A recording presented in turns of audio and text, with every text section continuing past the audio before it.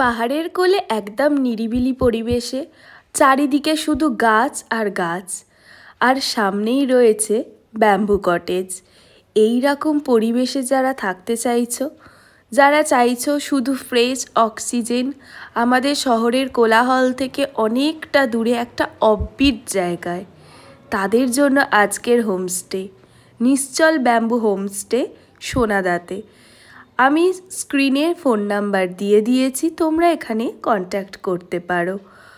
অসাধারণ সুন্দর সাজানো গোছানো এই হোমস্টে এনজিপি থেকে মাত্র 2 থেকে 2.5 ঘন্টার দূরত্বে রয়েছে এই হোমস্টেটা।